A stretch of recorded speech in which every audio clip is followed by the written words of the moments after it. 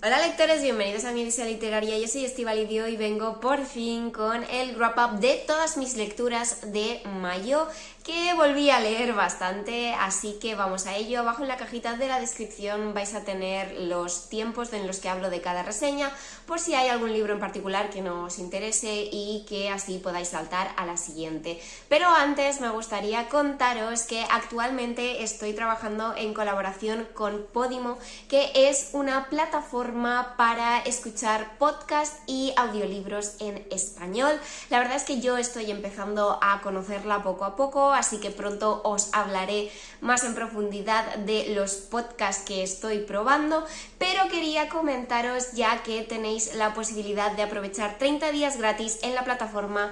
utilizando el enlace que os dejo abajo en la cajita de la descripción, porque me parece una opción ideal ahora para el verano, para poder escuchar cosas pues en la playa o en la piscina sin el temor ese que no sé si soy la única, pero yo siempre temo manchar el libro de arena o de hierba o que se me moje o cualquier cosa, de modo que esta es una buena opción para seguir disfrutando del entretenimiento, para seguir disfrutando de las historias sin necesidad de andarse con esas preocupaciones. Y ese flashazo que se acaba de ver ha sido mi aro de luz, que no sé por qué se ha desconectado solo durante un par de segundos. Pero bueno, paso ya a las reseñas. El primer libro del que voy a hablaros es Sherlock, Lupin y yo, el trío de la Dama Negra, supuestamente escrito por Irene Adler, que es una de las protagonistas de esta historia middle grade, pero no es la única protagonista. Los otros dos son Sherlock Holmes y Arsène Lupin. Estoy completamente convencida de que los nombres os suenan, y lo cierto es que esta historia es una reimaginación de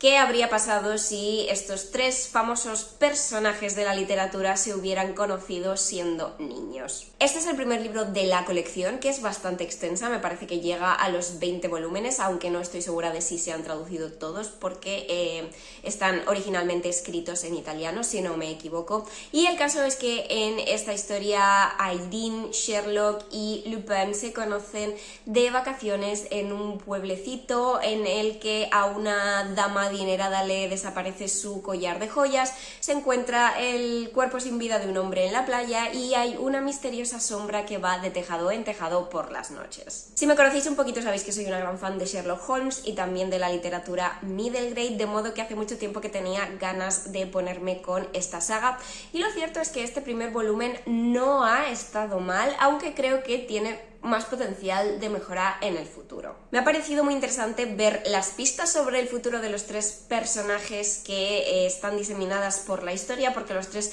son personajes que en sus obras canónicas me encantan, aunque es verdad que no he leído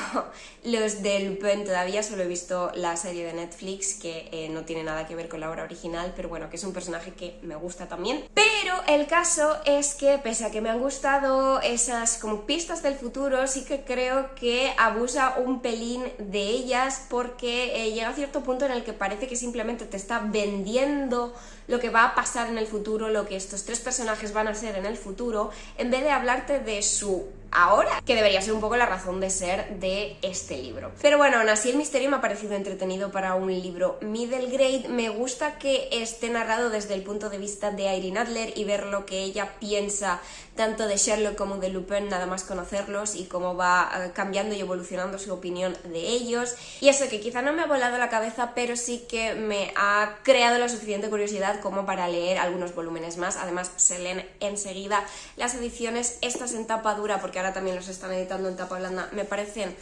una preciosidad. Mirad por aquí las guardas, y debajo de la sobrecubierta también es una pasada. La sobrecubierta en sí también es muy chula, por aquí detrás imita a un periódico de la época de 1870, y como os digo creo que tiene mucho potencial. Y hace poco he visto un TikTok, no, era un reel de Instagram en realidad, no tengo TikTok, en el que sacaban esta serie con la frase de la canción de Taylor Swift de "You wouldn't last an hour in the asylum where they raised me", que es una letra que yo no habría asociado jamás a una serie middle grade, pero ha conseguido intrigarme, la verdad. Y del middle grade pasamos al juvenil con Mejor que ayer, de Lynn Painter, que es una de sus historias juveniles, y Lynn Painter lo ha vuelto a hacer. Ya he comentado varias veces que sin duda esta es una nueva autora imperdible para mí. Este es el cuarto libro suyo que leo y debo decir que aunque he disfrutado mucho de sus comedias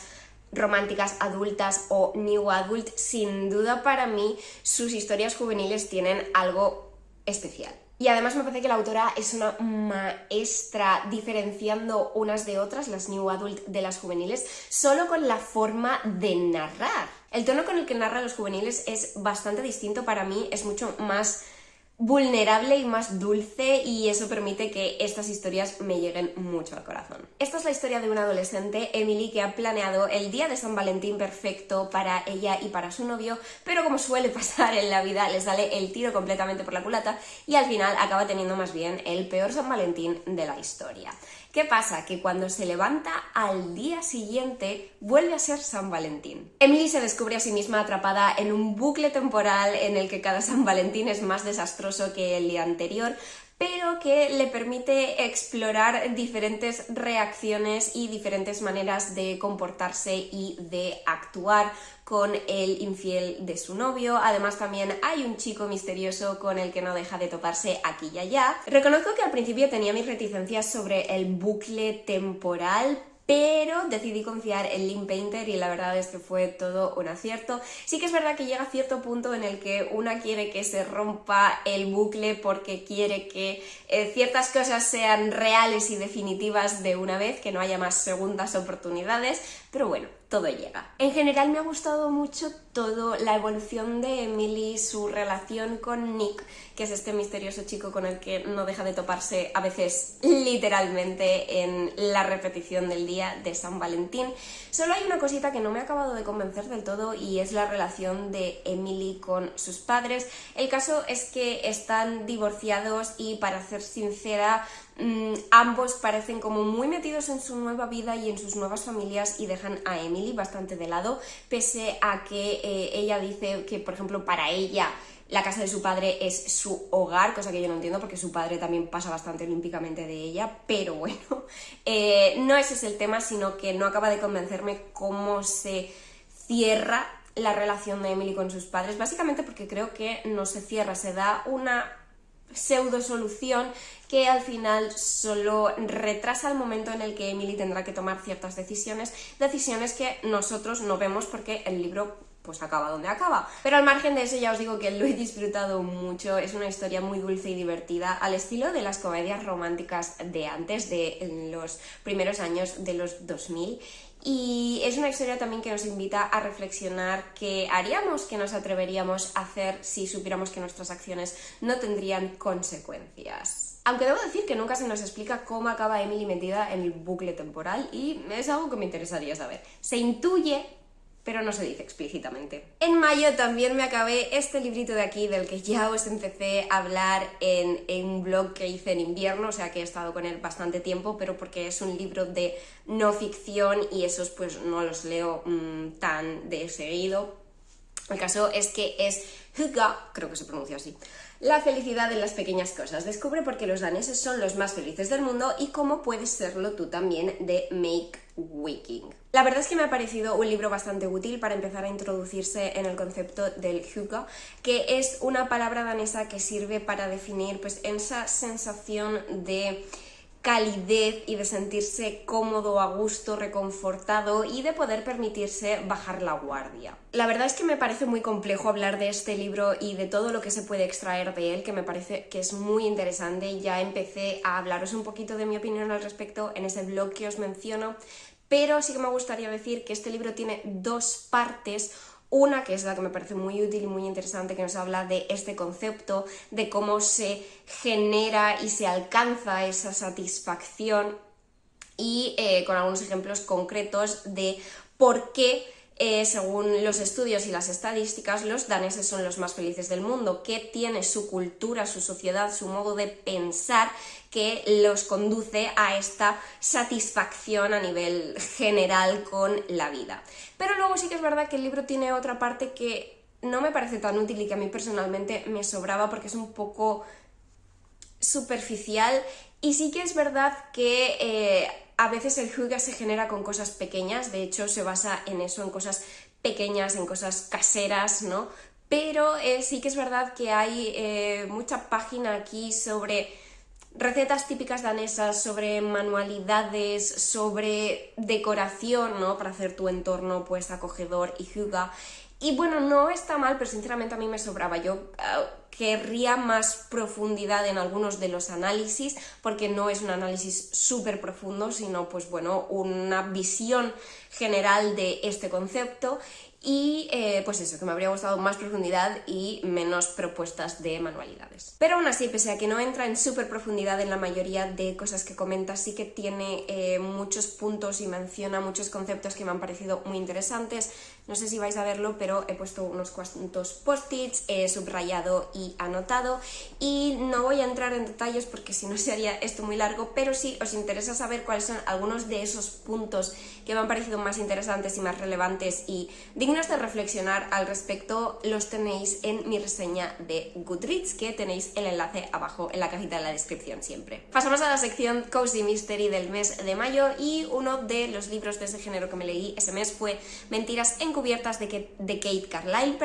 que es la tercera parte de la serie Misterios Bibliófilos, a pesar de que el segundo no se ha publicado en español. Recordad, han pasado del primero al tercero. En este tercero volvemos a encontrarnos con Brooklyn, nuestra protagonista, que es encuadernadora y está dando un curso de encuadernación en una institución, en el Bay Area Book Arts de San Francisco. Bueno, una especie de museo, para que nos entendamos. El caso es que la directora de dicho museo es pues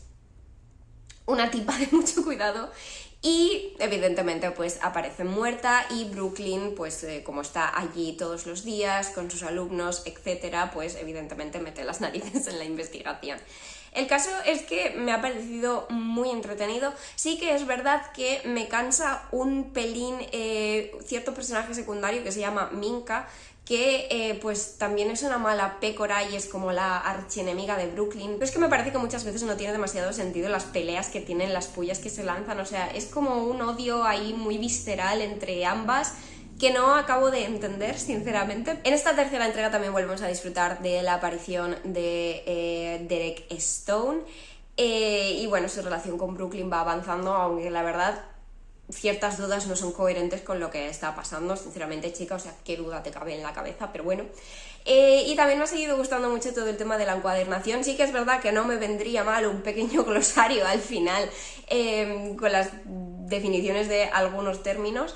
o quizá más que un glosario con definiciones, un glosario visual, para yo tener un poco más claro visualmente de lo que están hablando, pero me sigue encantando que todo gire alrededor de los libros, en este caso alrededor de una misteriosa primera edición de Oliver Twist, y nada, que un cozy mystery muy entretenido. A continuación, Crimen a bordo del SS Orient de C. Alarmer, que es la segunda parte de El Club del Crimen, que era la primera parte de esta nueva serie Cozy Mystery que nos está trayendo Lumen, en el que un grupo de fans de las novelas de misterio y sobre todo muy fans de Agatha Christie pues abren un club de lectura, y evidentemente pues en cada libro se van a ir topando con un crimen en la vida real. En esta segunda parte los integrantes del Club del Crimen hacen un viaje en crucero que al principio es muy idílico todo, hasta que la mujer del capitán se cae por la borda, otro de los pasajeros acaba muerto a navajazos, etcétera, etcétera. Debo decir que este lo he disfrutado mucho más que el primero.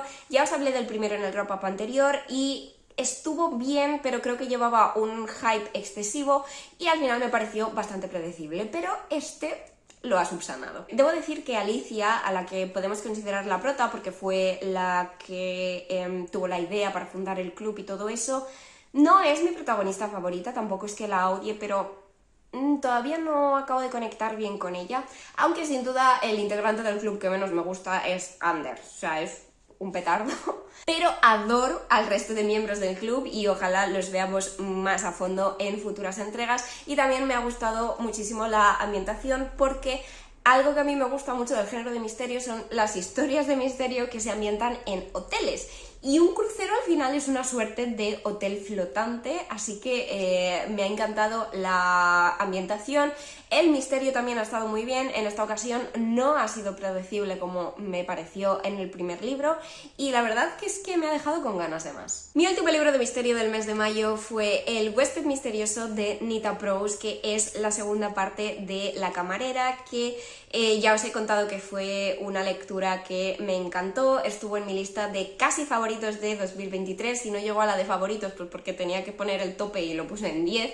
pero fue un libro que me gustó muchísimo por su protagonista Molly, que es muy especial, ya no solo para un libro de misterio, sino en literatura en general. Es una persona que tiene problemas con las interacciones sociales, que se toma todo bastante literalmente.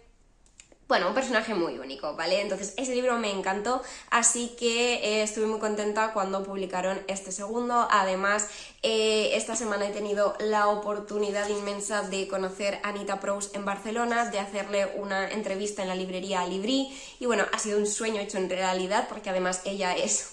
un encanto, un amor de persona, y estuvimos charlando de esta segunda parte en la que Molly pues sigue siendo camarera de hotel, y en esta ocasión van a celebrar en el Hotel Regency Grand una charla con un autor de misterio muy famoso que, no obstante, casi nada más subir al estrado y tomarse una taza de té, cae muerto al suelo. ¿Y qué pasa? Que es posible que Molly conociera a este señor hace años cuando ella era una niña y trabajaba en la mansión donde vivía este famoso autor con su abuela. De verdad que ha sido una verdadera delicia volver al Regency Grand con Molly y el resto de los personajes, y pese a que la autora no tenía pensado una segunda parte para la camarera, la verdad es que ha sabido conservar muy bien esa chispa tan única del primer libro. La verdad es que ha sido muy interesante ver cómo ha evolucionado Molly, porque este segundo libro se ambienta 4 años después de la camarera, y su evolución ha sido magnífica de ver, aunque sigue siendo 100% ella, pero sí que se nota que ha dado, la verdad, que pasos de gigante en ciertas cuestiones. Además, la trama es muy interesante porque, como os he dicho, tenemos 2 líneas temporales, la del presente y la del pasado, y ambas parecen estar entrelazadas, y vamos a ir desenterrando en el pasado de Molly pistas y detalles, realidades que pueden servir para desvelar lo que ha sucedido, el crimen, vaya, en el presente, y la verdad es que es muy interesante ir avanzando a la vez por estas 2 líneas temporales, recopilando pistas y descubriendo cosas. Vuelvo a salir muy satisfecha de esta novela, es una buena historia de misterio y con unos personajes entrañables, así que estoy deseando tener en mis manos ya el siguiente. Pasamos a la sección romántica del mes de mayo y empezamos con los contemporáneos. Para empezar, tengo Astrid Parker Nunca falla, de Ashley Herring Blake, que es la segunda parte de la serie de Bright Falls. El primero fue de Layla Green Pasa de todo, que fue una lectura también bastante entretenida, pero sin duda este segundo lo ha superado con creces, o sea, este me ha conquistado totalmente. Es la historia de Astrid, que es hermanastra de Delilah, que es diseñadora de interiores, aunque el negocio no va muy bien. Hace un año además que rompió con su prometido y bueno, digamos que se encuentra en un momento un poco inestable de su vida, de modo que cuando le ofrecen el sueño de su carrera, que es reformar el Hotel Everwood, pues Astrid se entusiasma mucho. Lo que ella no tenía en cuenta es que iba a tener que trabajar codo con Jordan, que es la nieta de la propietaria del hotel, y la carpintera al mando. Y bueno, digamos que desde su primer encuentro chocan muchísimo. Como os he dicho, esta historia me ha fascinado por completo. Es una historia cargada de sentimiento y de emoción y definitivamente me ha llegado a la patata. Astrid es un personaje que ya conocimos en el primer libro, es una mujer bastante encorsetada, con sus traumas emocionales de la infancia, y la verdad es que en este libro lo pasa mal, pero de una manera que te permite sentir muchísima empatía hacia ella. Aquí no solo descubre y explora partes de sí misma que había reprimido por culpa de su entorno, sino que también se replantea un poquito sus decisiones vitales a un nivel más amplio, y la verdad es que estar dentro de su cabeza, porque está narrado a 2 voces el libro, permite realmente conocerla muy bien, y a mí sinceramente Astrid me cae genial, aunque pueda ser un poco estirada y un poco difícil a veces, la he entendido muy bien. Luego tenemos a Jordan, que es un personaje nuevo que también me ha gustado mucho, sobre todo porque su historia me ha sorprendido y no ha ido por los derroteros que yo pensaba que iría al principio, aunque creo firmemente que esa era la intención de la autora, que tú creyeras que su backstory, su pasado era de cierta manera y luego te sorprende porque digamos que su historia tiene relación con el cáncer, ¿vale? Y no voy a ahondar más, descubridlo si queréis leer la historia, pero está relacionado con el cáncer de una manera en la que al menos yo no me esperaba y creo que es muy interesante ver esa perspectiva de otra forma en la que el cáncer puede afectar a la vida de las personas. Básicamente es una historia de amor, de identidad queer, de empezar a ser fiel a una misma y no construir una fachada en base a lo que los demás quieran de ti, sino empezar a centrarte realmente en lo que tú deseas. También es una historia que da mucha importancia a los círculos de apoyo, que es algo que me encanta. Y la verdad es que ver de nuevo al círculo de amigas de Astrid ha sido un puntazo, porque esas mujeres desprenden sororidad y amistad auténtica por todos los poros. Y la otra comedia romántica contemporánea que leí en mayo también fue un librazo. La verdad es que mayo fue un mes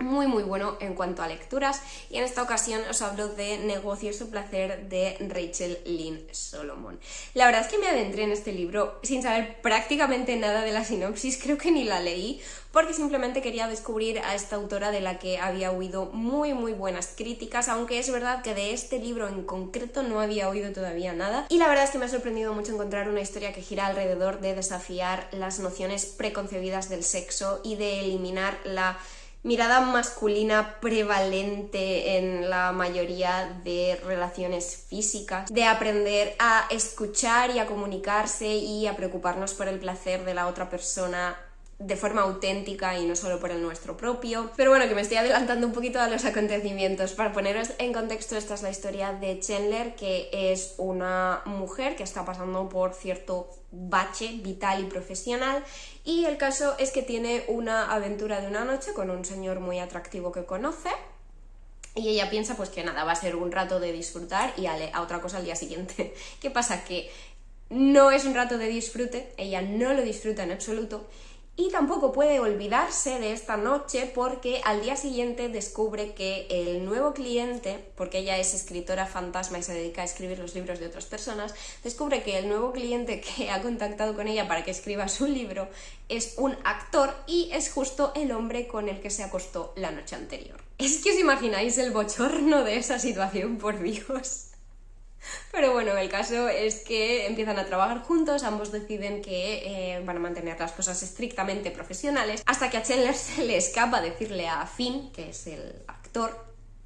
que ella no disfrutó de su noche juntos. Finn al principio se queda conmocionado ante esta revelación porque, pues como todos los hombres, él cree que es muy bueno en la cama, pero la verdad es que se lo toma muy bien y lo que hace es pedirle a Chandler que le enseñe cómo satisfacer a sus futuras parejas, porque es algo que él quiere que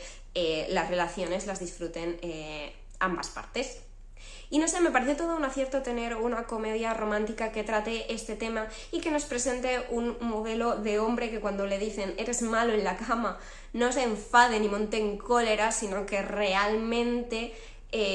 escuche, lo acepte y que quiera aprender a mejorar. Pero ya no solo me ha encantado la trama, sino es que los personajes fueron escritos para mí. Rachel Lynn Solomon estaba pensando en mí, ¿vale? Porque Chandler es escritora fantasma, sí, pero quiere escribir sus propios libros, evidentemente, y lo que quiere escribir es cozy mystery. Es una fan del cozy mystery, como yo. O sea, todas las referencias que hace al respecto me han encantado, pero además no solo eso, sino que a través del personaje de Chandler se nos presenta pues eso, un conflicto vital en el que tú eres millennial y te han dicho toda la vida que si te esfuerzas lo suficiente vas a cumplir todos tus sueños y todo lo que deseas va a hacerse realidad, y luego cuando sales al mercado laboral y te enfrentas a la verdadera situación, pues las cosas no son como te las habían prometido. Y la verdad es que es muy fácil identificarse con Chandler en eso. Y luego tenemos a Finn, que es un actor, pero es súper friki también, es súper friki del Señor de los Anillos hasta el nivel de que sabe hablar Kenia. Eso me encanta. Además no tiene ni una pizca de masculinidad tóxica y en general es un cielo y me ha caído súper bien, me ha encandilado. La verdad es que de este libro me ha gustado todo, la trama, la evolución de los personajes y de su relación, las actitudes tan sanas que se muestran en general, la buena comunicación, la perspectiva sobre el sexo, la reflexión sobre el mercado laboral, sobre el miedo a intentar cumplir tus sueños, el momento solo hay una cama, todo. Y de la romántica contemporánea pasamos a la romántica histórica, y es que en el mes de mayo me leí por fin los 3 últimos libros de Julia Quinn que me quedaban pendientes, que son los de la trilogía Bevelstoke. El primero es este de aquí, que es Los diarios secretos de Miranda, que nos cuenta la historia de Miranda, que de niña se enamora perdidamente del hermano mayor de su mejor amiga, de Nigel. El caso es que de niña Miranda pues no era demasiado agraciada y había gente muy desagradable que se lo decía a la cara. Pero Nigel se porta súper bien con ella y en la noche en que lo conoce, Miranda apunta en su diario: hoy me he enamorado, y promete que hará todo lo posible por algún día casarse con este hombre. ¿Qué pasa? Nos trasladamos a 10 años en el futuro. La vida ha tratado bastante bien a Miranda, pero no tanto a Nigel, que por ciertos temas se ha convertido en un hombre bastante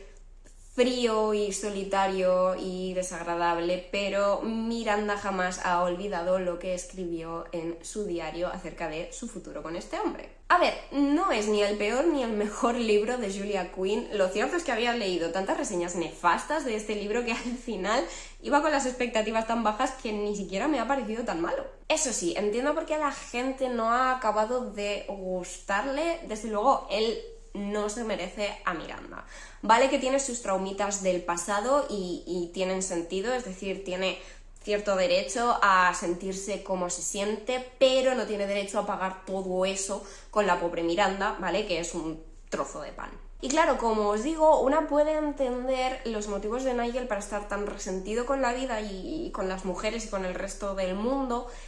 pero como Julia Quinn escribe de esta forma tan ligera y su pretensión es que pases un buen rato, no se ahonda en el trauma y no se trabaja en salir del trauma, y por lo tanto Nigel hay momentos en que parece simple y llanamente pues un capullo. Y bueno, pues yo creo que por eso no ha gustado a mucha gente, pero ya os digo, yo como me esperaba algo tan malo, al final me resultó entretenido. Eso sí, ni punto de comparación con Secretos en Londres, que es el segundo de la trilogía Bevelstoke. Y si habéis visto mi ranking de todos los libros de Julia Quinn, sabréis ya que este ha pasado a ser de mis favoritos, porque es que tiene todo lo bueno de las historias de Julia Quinn, el motivo por el que yo me enamoré de sus libros y que no he encontrado en todos ellos, porque es una autora súper prolífica y eso pasa, no todos van a estar al mismo nivel, pero este es que lo tiene todo. Tiene el humor tan característico de la autora, he vuelto a reírme como me reí con los primeros libros de ella que leí, tiene los sentimientos, tiene a la señorita Butterworth y el varón loco, y por supuesto tiene la velada musical de rigor en casa de las Smythe Smith. El caso es que esta es la historia de Olivia Bevelstoke, la hermana de Nigel del libro anterior, y el caso es que a sus oídos llega el rumor de que su nuevo vecino que se acaba de instalar en la casa de enfrente, el señor Harry Valentine, asesinó a su anterior prometida. Ella no se lo cree, pero por si acaso le espía por la ventana, siendo evidentemente muy comedida y no dejando que él la descubra. ¿Qué pasa? Que Sir Harry en realidad trabaja como espía y traductor para el Ministerio de Guerra y pues tiene una formación que le permite darse cuenta de que la fisgona de su vecina está todo el día controlando sus movimientos. Al principio él no le presta mucha atención hasta que el Ministerio de Guerra le informa de que su nueva vecina podría prometerse próximamente con un príncipe extranjero que se sospecha que conspira contra Inglaterra, de modo que Harry empieza a vigilar a su vez a Olivia, aunque puede que no solo por interés profesional. Como os digo, el libro me ha gustado muchísimo y por otro lado creo que es la prueba de que Julia Quinn es capaz de crear intereses románticos masculinos maravillosos y totalmente desprovistos del machismo y la toxicidad que tienen muchos de los personajes de la época, porque pues muchos de los hombres de la época eran así, pero no es necesario que sean así en ficción, y esta es la prueba, y de verdad que ojalá Julia Quinn hiciera siempre así a sus personajes masculinos. Por otro lado, me ha hecho bastante gracia que Harry sea traductor para la corona, porque si no lo sabéis, yo soy traductora y me ha hecho gracia haber representado mi oficio en el libro, aunque no es ni mucho menos la parte central de la historia, pero bueno, para mí ha sido un buen detalle añadido. Y el último de la trilogía, Bevelstoke, es 10 cosas que me gustan de ti, aunque curiosamente no está protagonizado por el tercer hermano Bevelstoke, porque hay uno, Winston si no me equivoco, sino que está protagonizado por Sebastian Grey, que es el mejor amigo de Harry del libro anterior. Y el caso es que Sebastian es el sobrino del conde de Newbury, que no tiene descendencia en estos momentos, pero que no está dispuesto a que el vago de su sobrino Sebastian se quede con todo su dinero y su título y todo, de modo que está buscando desesperadamente una esposa. Y aquí es donde entra en escena Annabel Winslow, que es una muchacha de provincias cuya familia está pasando pues muchos apuros económicos, y ella sabe que a través de un matrimonio puede ayudar a su familia, y está decidida a aceptar al conde de Newbury hasta que se cruza con Sebastian sin saber ella que es el sobrino de su prometido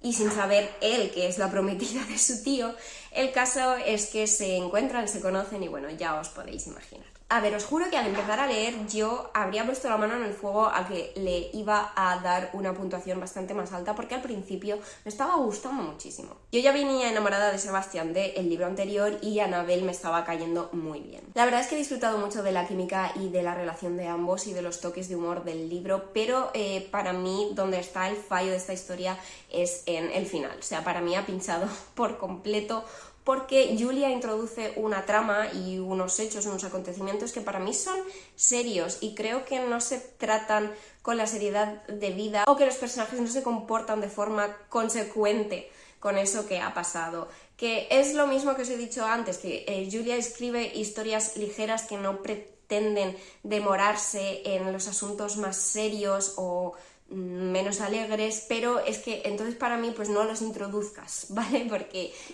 hay ciertas cosas que no se pueden tratar a la ligera porque son asuntos serios. Y para mí eso es lo que me ha hecho bajar la nota al libro, ese final poco consecuente y que se haga caso omiso de situaciones tan serias. Y es una pena porque ya os digo que lo estaba disfrutando bastante hasta casi llegar al final, y además me ha parecido graciosísimo conocer por fin la identidad de quien escribe dentro del universo de Julia Quinn, la señorita Butterworth y el varón loco. Y por último quiero hablaros de Una dama independiente de Mimi Matthews, otro romance de época, el segundo que leo de esta autora y que me hace afianzar mi primera impresión de que es una autora a la que merece mucho la pena seguirle la pista, cosa que estoy muy dispuesta a hacer ahora que la están traduciendo al español, aunque tengo pendiente alguno de sus otros libros en inglés. El caso es que Una dama independiente es la segunda parte de la serie Los desamparados de Devon. El primero es La oferta de matrimonio y yo os recomiendo leerlos en orden, que es algo que yo siempre prefiero,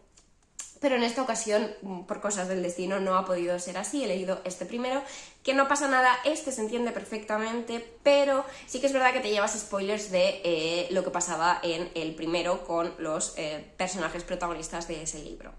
Que da igual, yo sigo queriendo leerme el primero, lo tengo ya en mi wishlist, pero bueno, si aceptáis una recomendación, pues leedlos en orden, que creo que mejorará la experiencia. El caso es que en Una dama independiente tenemos a Jenny, sí,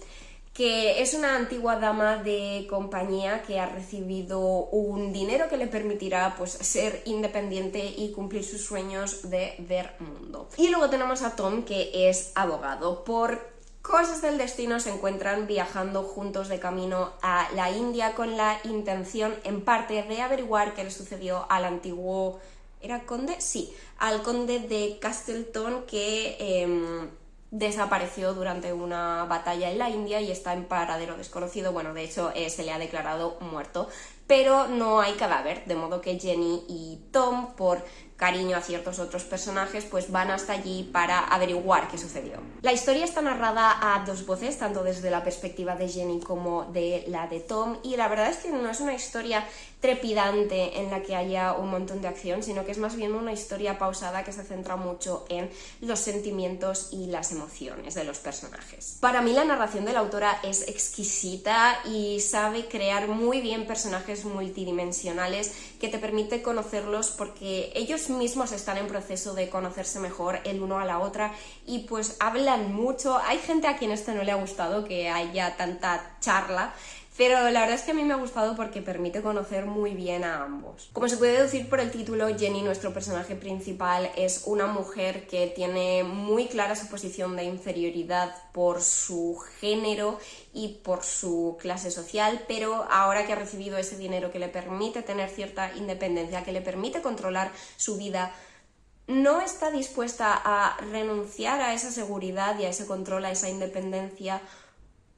por un hombre, por amor. De modo que cuando debe enfrentarse a lo que siente por Tom, se abre ante ella un abismo entre racionalidad y sentimientos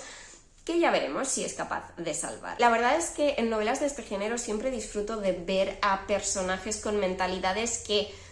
pueden considerarse anacrónicas, pero que encajan muy bien con el tipo de personajes femeninos que a mí me gusta leer. Y debo decir que también me ha gustado mucho el desenlace y el comportamiento de Tom. Me parece que aquí no solo tenemos una historia de amor sano, sino también de mucho respeto mutuo, y eso es algo que me encanta. También me ha gustado mucho el tema de que estuviera ambientado mayormente en la India, porque es una ambientación que yo no había leído en novelas de romance histórico.